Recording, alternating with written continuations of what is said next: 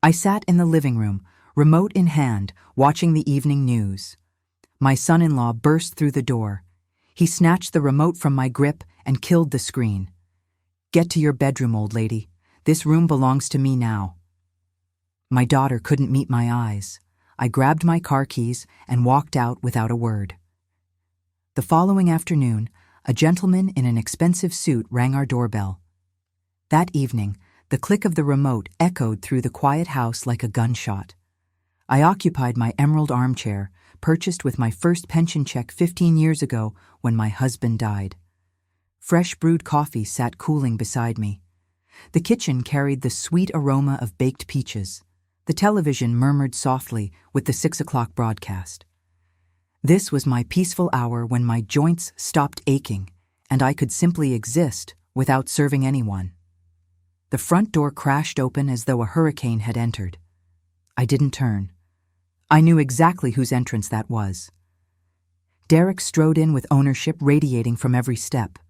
Behind him, my daughter Lena gripped shopping bags, shoulders hunched forward, staring at the carpet as if apologizing for breathing. I remained still.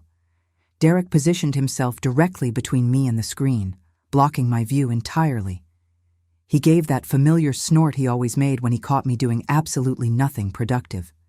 His hand seized the remote. The red button clicked. Darkness consumed the television. "Move to your bedroom, old lady," he barked. "The game starts in 10 minutes. This living room is mine now." Thick silence filled every corner. I could hear his shallow, entitled breathing, as if volume alone purchased authority. Slowly, deliberately, I shifted my gaze toward Lena. She stood frozen in the kitchen doorway, knuckles bone-white against the plastic handles. Our eyes connected. I waited for the simplest thing, for her to say, "How dare you speak to my mother that way? This is her house." Lena dropped her chin and fidgeted with a shopping bag, as though something had slipped inside it. That single gesture struck deeper than any scream could. Derek's shouting meant noise. My daughter's silence meant betrayal. A cold, crystalline clarity washed through me. Not rage, not humiliation, just pure, icy sobriety. 35 years processing property records at the county office taught me one fundamental lesson. Words carry no weight. Documents always do. I stood. My knees popped audibly. In that heavy silence, the sound carried like an official stamp. Derek had already claimed my sofa, unbuttoning his collar and cracking open a soda without acknowledging my existence. In his reality, I'd become furniture years ago. I walked past him and entered my bedroom, not to hide or weep as they probably assumed. I opened the bottom dresser drawer, extracted a stiff leather document case, and from beneath everything, a key ring and a folder secured with a blue rubber band. My fingers moved between the crisp pages. A bill of sale, aged but legally binding. A current deed of ownership, owner listed as Celeste M. Everson. The edges had yellowed. The legal power remained absolute. In the mirror, I saw my short silver hair, reading glasses hanging from a chain, pressed linen slacks, and a navy blouse. I looked like the grandmother who bakes cookies. That had been my primary strategy. As long as Grandma kept the wolves fed, they believed themselves royalty. The moment I closed the kitchen, the king's authority crumbled into nothing. I returned to the living room. Derek had cranked the sports channel to maximum volume. Lena clattered dishes in the kitchen, choosing voluntary silence over confrontation. I walked toward the front door. My heel struck the hardwood with each step. Derek glanced over his shoulder, smirked, and raised his soda can. "Taking a walk, Celeste?" he mocked. "Don't wander off. At your age, you might forget how to get back." I didn't respond. I turned the deadbolt. For 1 second, I surveyed the house. The framed Savannah riverfront print. The rug I vacuumed every Saturday morning. My son-in-law's back. My daughter's shadow moving in the kitchen. I touched the cluster of keys in my pocket. The cold metal felt energizing. I walked out, closing the door gently but with finality, like placing a period at the end of a complete sentence. Outside, the air carried a sharp chill. I felt no cold. I exhaled deeply, locked the front gate from outside, walked to the main street, and flagged down a passing taxi. "Where to?" the driver asked. "The Grand Hyatt downtown." In the back seat, I pulled out my phone. My fingers trembled slightly, not from fear, but from reclaimed power. I scrolled through contacts to a name I hadn't dialed in years, but knew would answer immediately. Andrew V. Sterling, attorney at law. We'd worked adjacent offices for decades, him handling property disputes, me processing deeds. "Celeste, it's nearly 9 o'clock. What's happened?" "I woke up," I said, watching city lights blur past. "I need your expertise. I have court first thing tomorrow morning." "Why the urgency?" "My mental and financial well-being." "I'm listening." "I need to evict 2 tenants." "But you live with your daughter and her husband." "Exactly." Silence stretched between us. He knew my reputation from years of title rejections I'd signed. Where others saw maybe, I saw absolutely not. "What did they do?" he shouted. "Get to your bedroom, old lady. This living room belongs to me now." My daughter said nothing. "I left and won't return until they're gone." "I understand. That's emotional abuse at minimum. But you don't need sympathy. You need the law, correct?" "The house is mine. They've occupied it for 4 years without any lease agreement. Everything at my expense. I need a notice to quit. I'm terminating their gratuitous use of the property and demanding they vacate immediately. Personal service is required. I'll send my junior associate, Roman P. Cruz, first thing tomorrow morning. He's quiet, professional, sharp in tailored suits, fresh from law school. He delivers legal notices with perfect clarity. He'll do perfectly. We typically provide 30 days' notice. That's acceptable. Include a warning in the document, 24 hours to comprehend the reality they're facing. Upon vacating, they'll be billed for back rent and penalties for unlawful holdover. Agreed. You're remarkably determined. I'm wounded. A wounded woman who knows her legal rights is the most dangerous force on earth. Prepare the documents. I'll arrive at your office by 8 a.m. I'll sign everything before you leave for court. Then send Roman to my house. The taxi stopped at the hotel entrance. The doorman opened my door with more respect than my son-in-law had shown me in 10 years. "May I assist with your luggage, ma'am?" "I only have my purse," I said quietly, and the dignity I just reclaimed. The room greeted me with lavender scent and immaculate corners. A large television faced the bed. I selected my favorite channel and adjusted the volume to my preference. I ordered soup and a glass of Cabernet. I ate slowly, methodically. My thoughts remained at the house, but they were now my thoughts, under my control. I knew their morning routine by heart. Derek sleeps late, perpetually irritable, always exhausted from doing nothing. Lena scrambles around, smoothing his rough edges.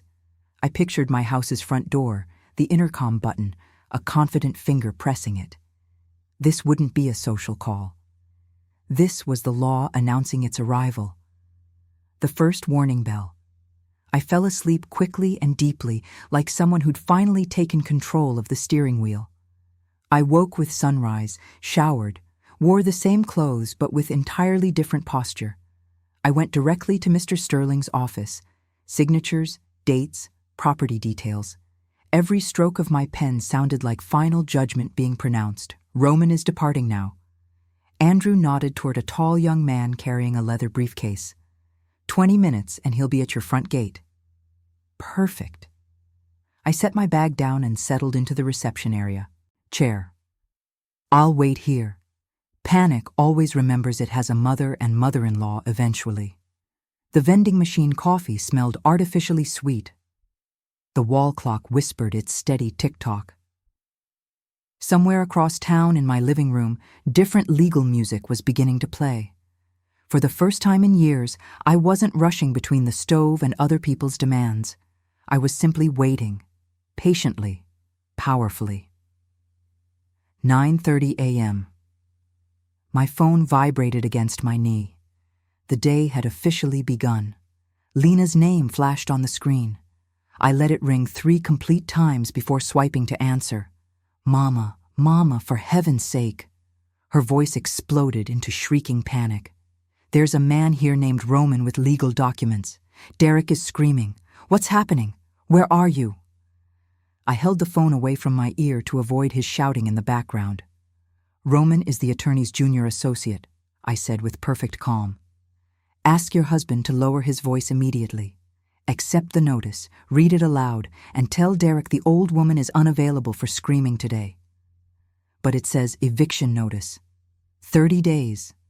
"Mama, have you lost your mind?" "Lena, for the first time in years, I'm completely sane. Read the document. Follow its instructions. The less screaming, the better for everyone." I pressed end call. The small red button returned silence to me as easily as flipping a childhood bedside lamp switch. The office door opened slightly. Andrew V. Sterling peered over his reading glasses. "Daughter?" I nodded. "The performance has opened on schedule. Roman served the papers. We have signatures and the attached property inventory. Now we wait." I settled deeper into the reception chair. The vending machine coffee carried a caramel aroma. The wall clock whispered its endless tick-tock. I watched the hands move but wasn't thinking about time. I was thinking about how, for 4 years, I'd compressed myself in my own house to the size of a footstool to avoid disturbing their moods. How I ate burned pie edges, leaving the perfect center for the living room king. How I watched television shows wearing headphones so I wouldn't interfere with their conference calls. How I paid triple utility bills and remained silent. I opened my purse and extracted a sheet folded into quarters. A pension statement showing lifetime payouts from my banker husband. Several stable investment accounts. The figures stood in neat rows like disciplined soldiers. These figures meant I could survive independently. These figures meant I didn't need to grovel. Next came a printout of bank transfers. The down payment for their black crossover, a gift labeled "for the young couple." Temporary top-ups when their car payment nearly bounced. Payment purpose listed as family support. My hand sometimes trembled while writing checks, but my signature remained straight as a ruler. The lifelong habit of paperwork precision. The phone shuddered again. Lena calling. I flipped it face down on my lap. Then a text message arrived from Derek. "Come home. Let's talk." Then, from Lena. "Mom, please, please." I flicked the notifications away like breadcrumbs from a tablecloth. Andrew V. Sterling walked into the hallway. "Tea?" he offered. "I want something different," I replied. "I need to disconnect the utilities." "Which ones?" "Everything in my name. The fiber optic internet, the cable package with sports channels, the landline telephone, the supplementary credit card Lena uses for groceries. Don't cancel them, just suspend service. I can reactivate everything when the house is mine alone again." He smirked slightly. "That will be felt immediately." "Yesterday was painful," I said. "Today is merely felt. They're different things entirely." I took a small notebook from my purse. On a clean page appeared a simple plan written in neat handwriting. Step 1. Legal. Completed. Papers served. Deadlines and consequences outlined clearly. Step 2. Financial. Turn off the taps.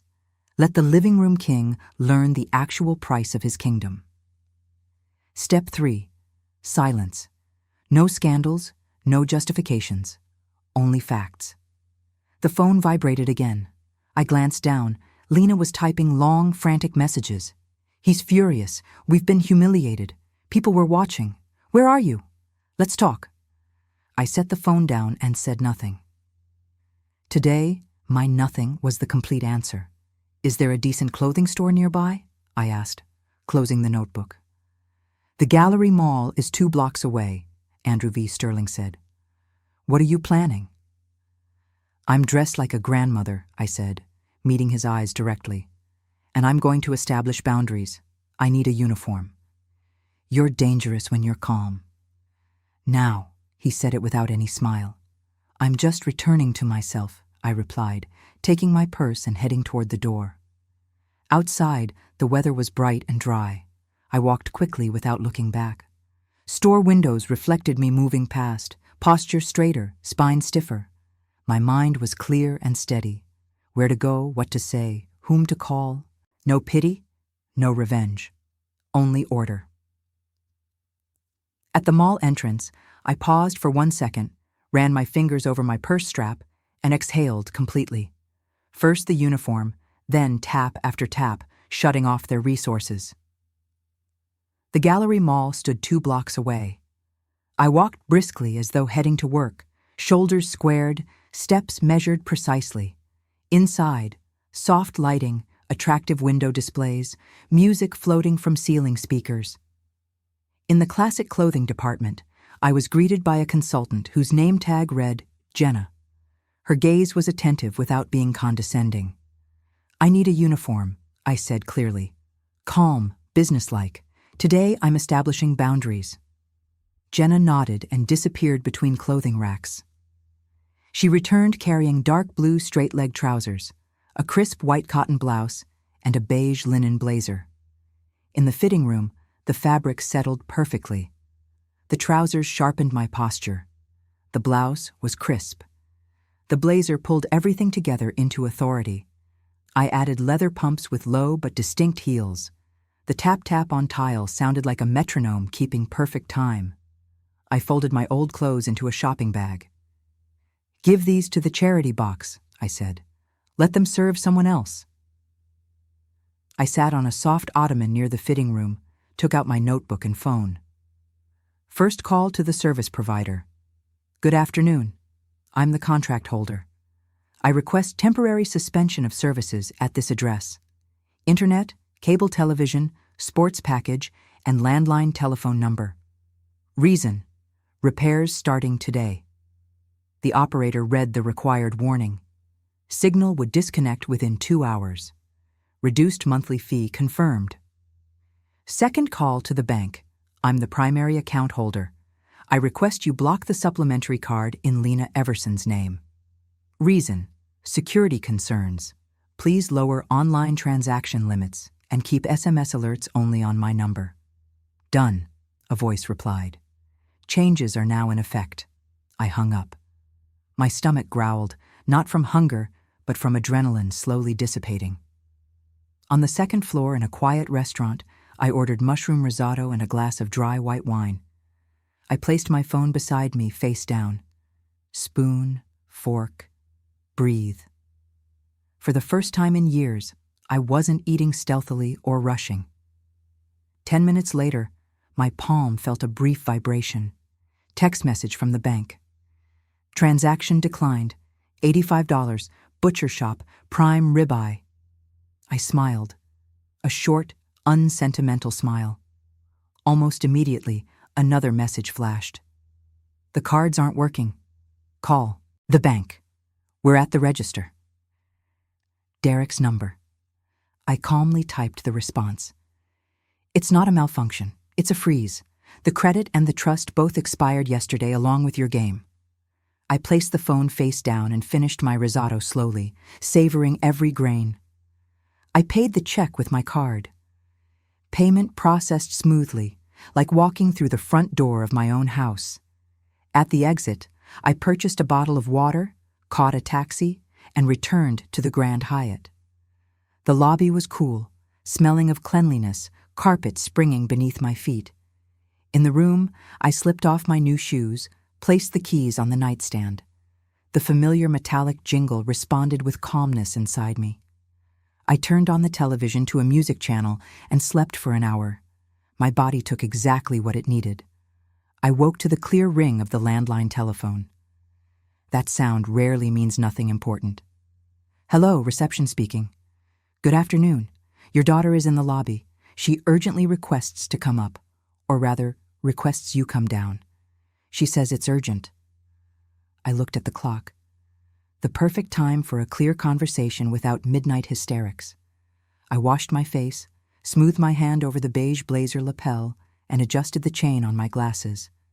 The same woman looked back at me in the mirror, but her spine was straighter. "Tell her I'll be right down," I said calmly, and hung up. I took the keys from my purse. Today they jingled differently, like bells on a door behind which order has been patiently waiting. I inhaled deeply, pressed the elevator button, and stepped inside. Lena was waiting downstairs, and not just her presence. The elevator doors slid open softly.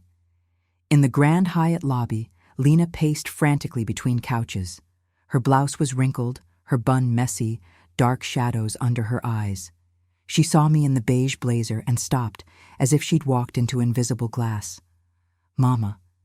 She stepped forward and froze 2 steps away, blocked by my gaze. "What is all this?" "The internet is dead. Cable too. The card won't process." "Derek is losing his mind." "Where are you?" "Let's go home. Enough with the drama." "Sit down," I pointed to an armchair.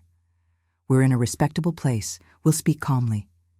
She obediently sank onto the edge, clasping her hands tightly. "Mom, let's talk like family." She switched to a soft, placating tone, the kind people use with children and elderly relatives. "He just had a bad day yesterday, but he already texted you apologizing. Let's go. I'll make tea. We'll talk it through." "I'm not offended, Lena," I said evenly. "I've made a decision. The house is mine. You've lived there for 4 years without any lease. I'm giving you 30 days to move out. As of today, 0 utilities. This isn't revenge. This is order. But he has to work." She flared up. "He has calls, deadlines. You're ruining his reputation. Let him work from a co-working space, from a cafe, or from his mother's house," I countered. "The internet, the television, and the supplementary card were paid for by me. Not anymore. You're not a life-sustaining necessity on my budget. You're an expense I've now closed." She sucked her lips in. "You're humiliating us," she whispered. "Everyone saw it at the store today. The card failed." "Humiliation is being thrown out of my own living room," I said quietly. "It's eating the burned edges of pie while leaving the center for the king. Today, no one is humiliating anyone. Today, everyone pays their own bills." She tried mounting a defense. "But we were saving. We had money." "Derek said," I interrupted. "Where is the money, Lena?" I asked directly. "Over 4 years, savings should total nearly $100,000 just on living expenses and bills. Where is it?" Her gaze drifted sideways. Her shoulders fell forward. "He said it was tied up in business, investing. He would show me later." "He will show you." I nodded. "Tomorrow at 10 o'clock sharp at Mr. Sterling's office.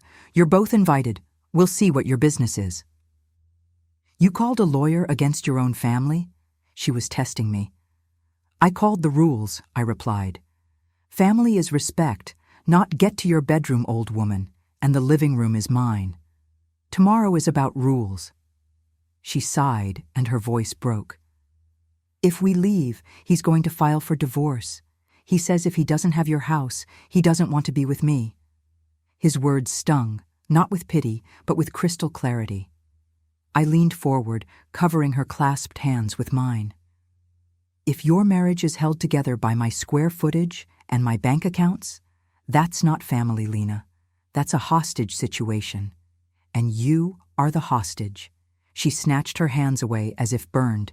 "You've become cruel, old and cruel." "I've become an adult," I said calmly. "At 68 years old, you're 40. You have a head start. Use it." We sat in silence. In the lobby, teacups clinked softly. Someone walked past, cast a curious glance, then looked away. "Just turn the internet back on," she tried again. "He won't cope, and neither will I. No internet," I said. "But your voice works fine. Tomorrow we talk at the attorney's office. Today, silence." Lena stood up, adjusted the strap of her purse, searched my face for my former softness, and didn't find it. She backed toward the exit. "I'll be there," she tossed over her shoulder. "Be there at 10 sharp," I nodded. She left quickly. I watched her go, and only then did I feel the tension drain from me. Not a loss of strength, but a normalization of breath. I took the stairs up. I needed the walk. In the room, I turned on the desk lamp and opened my laptop. A message was blinking in my inbox from Andrew V. Sterling. Celeste. Notice served. Derek's corporate lawyers have confirmed receipt. He's been sending internal emails pressuring you. The director was copied. Reprimand likely. Negotiations tomorrow at 10 o'clock sharp. Both will attend. Sincerely, A.V. Sterling. I closed the laptop lid. Haste is the sister of fear. The living room king was already making mistakes. I opened my phone, scrolled through settings, and turned off the family location app, the same one Derek had installed for my safety years ago. Geolocation access prohibited flashed on the screen. Good. My dot on the map belonged to me again. I took the keys from my purse and spilled them onto the nightstand. The metal jingled cleanly like a new password. Outside, lights stretched along the avenue.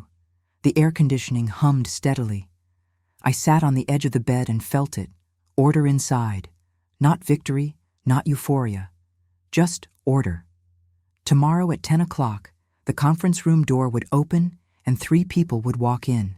Him, my daughter, and the law. The conference room was cool, air conditioning blowing cold air. I requested to be seated at the head of the table. To my right, Andrew V. Sterling. Neat folders, pen parallel to the table edge. On the table, my driver's license, the deed of ownership, the notice of termination of gratuitous use. My armor today was simple. A beige blazer, a direct gaze, and paperwork. The door clicked. The paralegal murmured, "They're here." Derek stumbled in first. His usual arrogance had faded. Wrinkled shirt, tie loose like a noose, dark circles under his eyes. Behind him, Lena clutched her purse to her chest, eyes glued to the floor. "Please be seated," Andrew V. Sterling said, with his baritone voice like a judge's gavel. "I'm not here for greetings," Derek snapped immediately, pulling out a chair. "Enough with the show. We've lived there for 4 years. We have rights." I looked over my glasses. I paused deliberately so his anger would be audible. "Rights are exactly why we're here," I said calmly.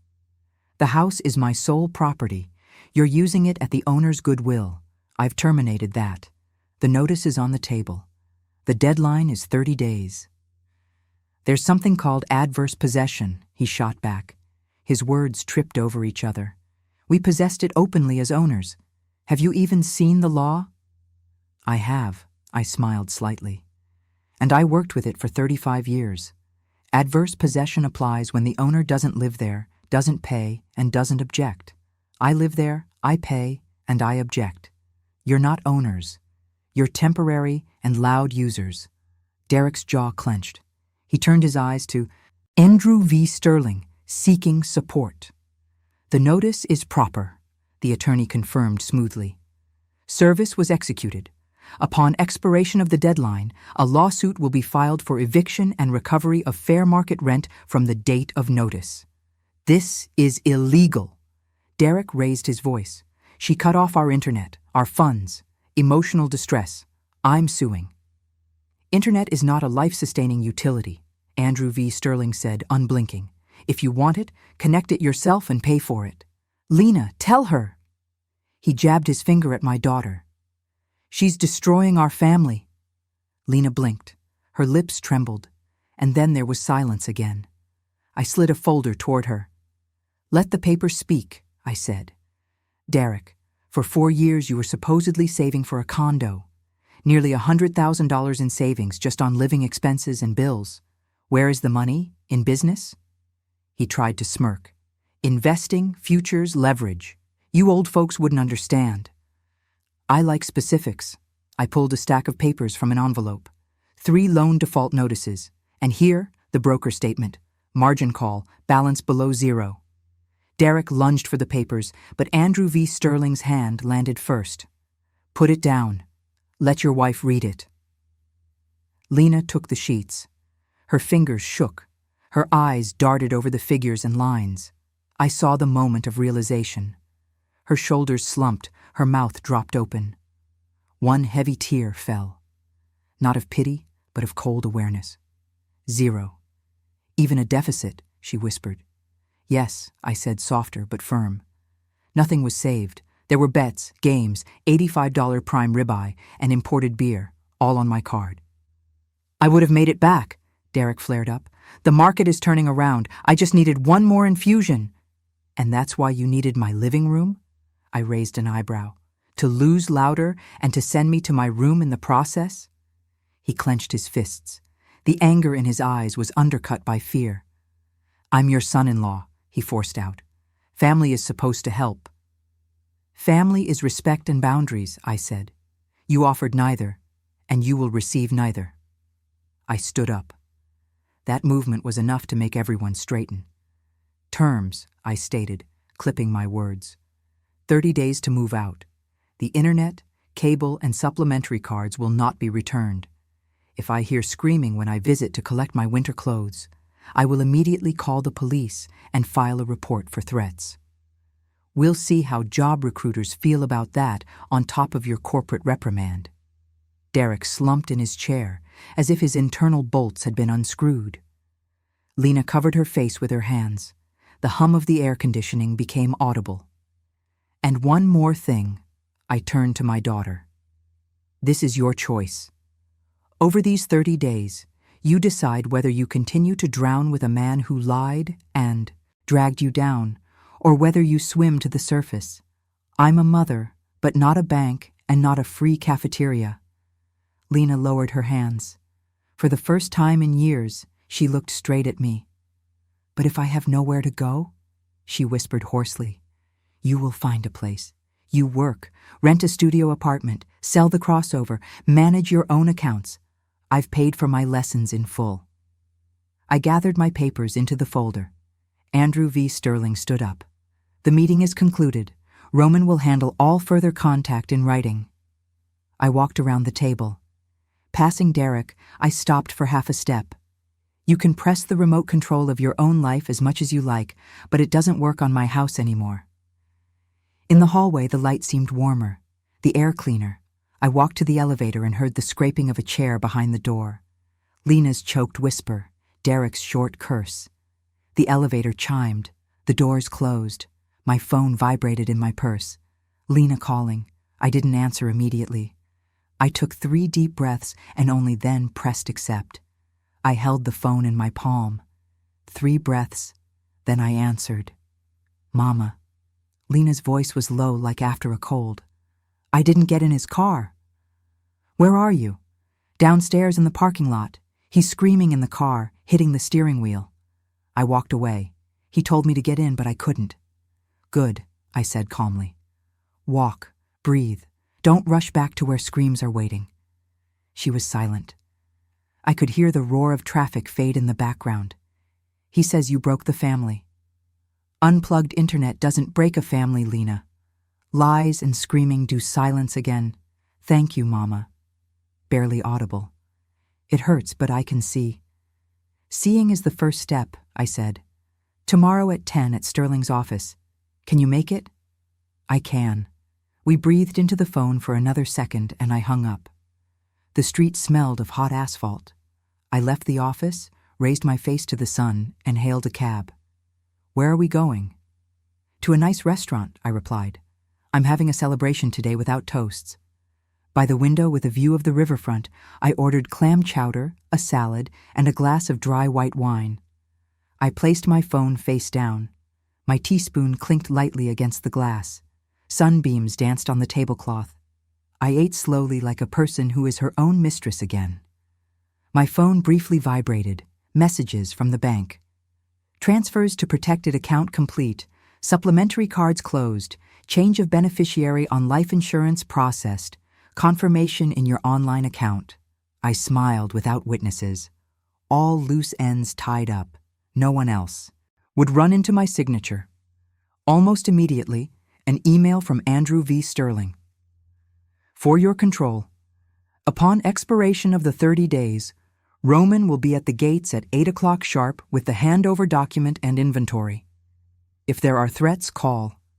Regarding Derek's employment, the reprimand has been confirmed. I drank the wine to the bottom, like closing a case file. A switch flipped in my head. The final act was scheduled. I paid with my card. I walked along the water. People argued over trivial things. Kids zipped by on scooters. The wind smelled of river air and heated metal. In a store window, I saw myself. The same woman, but brighter inside. Not a victim, not a hero, just an adult.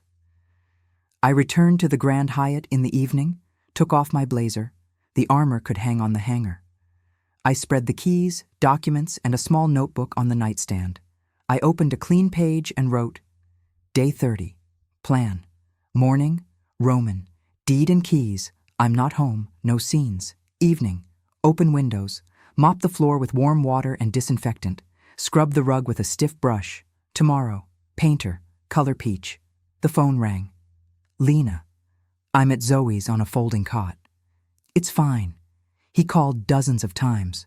I blocked him. Good girl, I said. Get some sleep. Tomorrow at 10 o'clock. Mom, were you ever afraid of being alone? I was, I answered honestly, until I realized it's worse to be in a place where you don't exist. She sighed and said goodbye.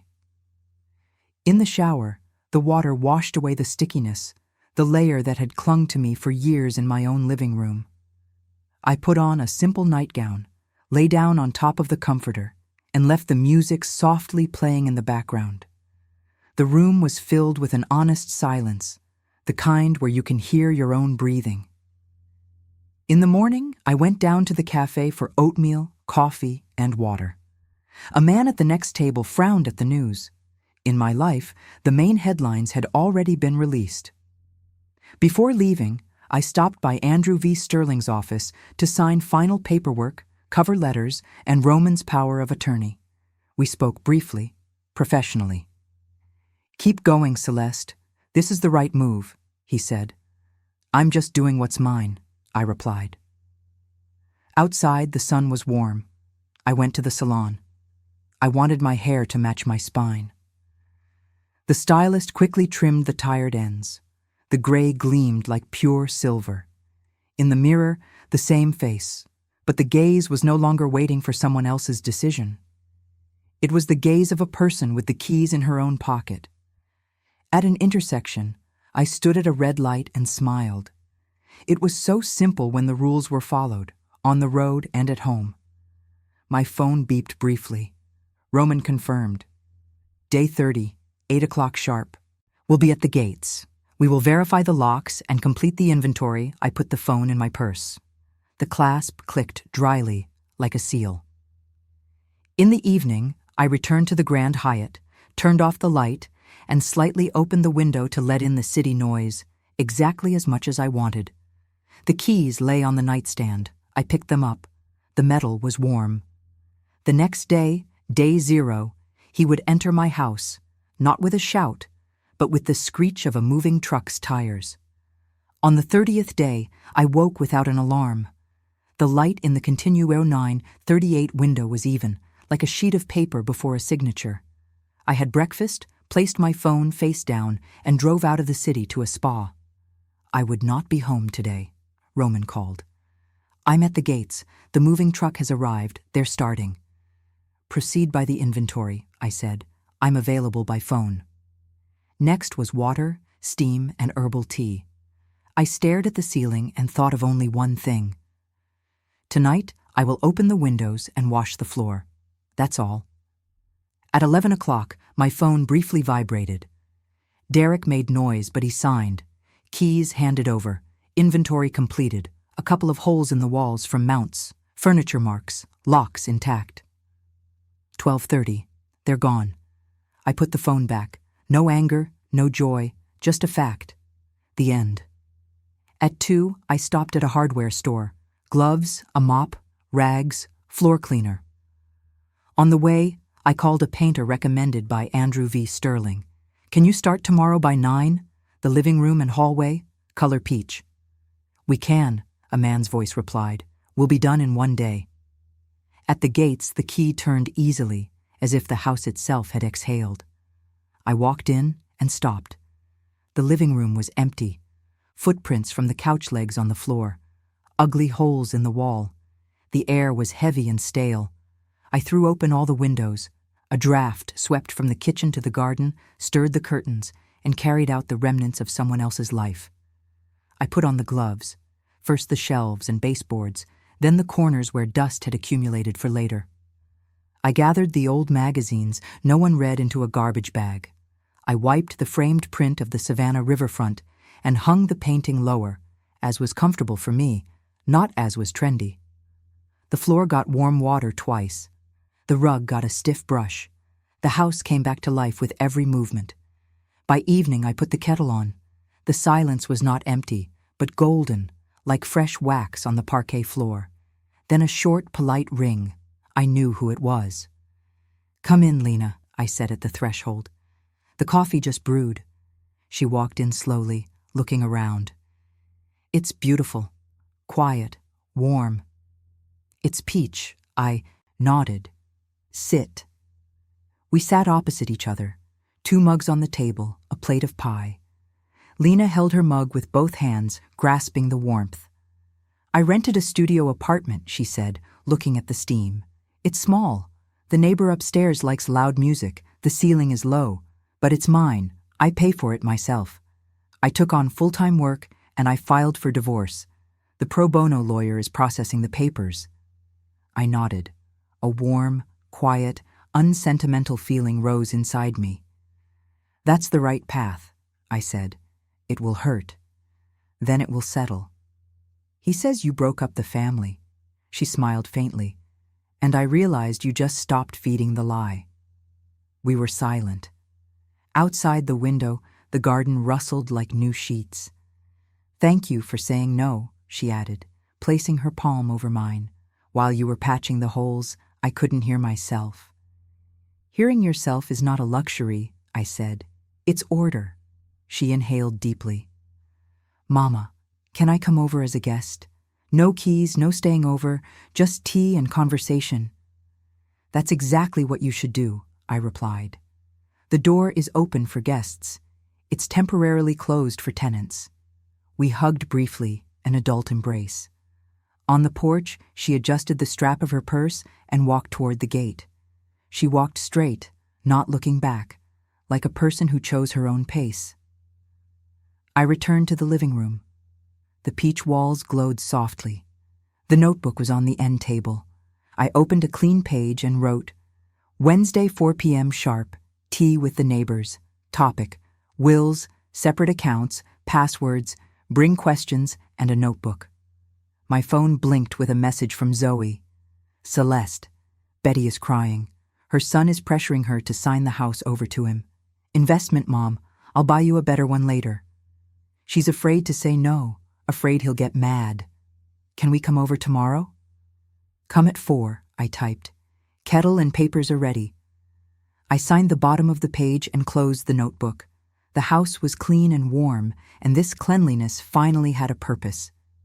Tomorrow, the doorbell would ring, but it would no longer be a disaster. It would be a beginning.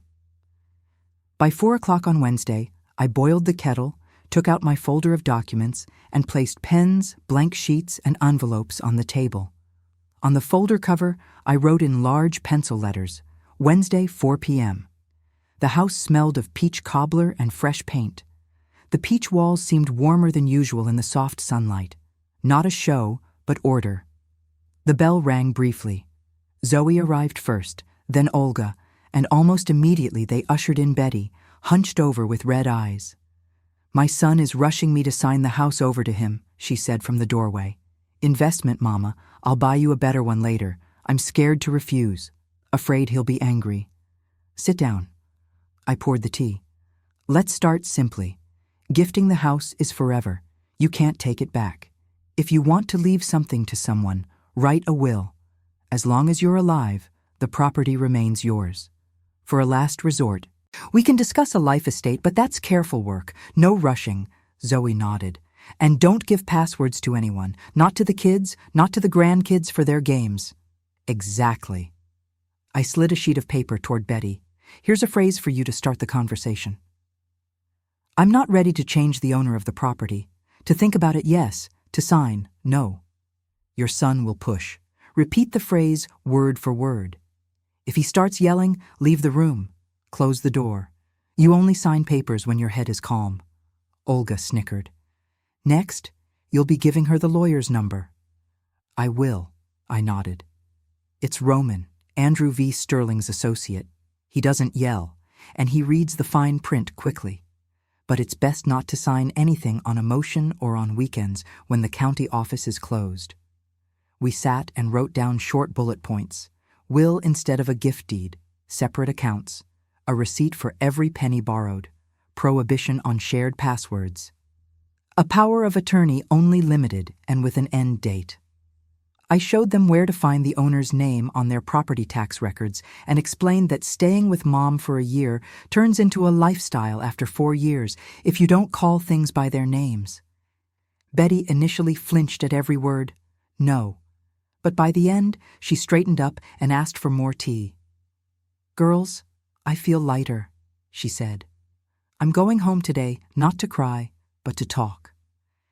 We're here every Wednesday, Zoe replied. At 4, your tea, your questions.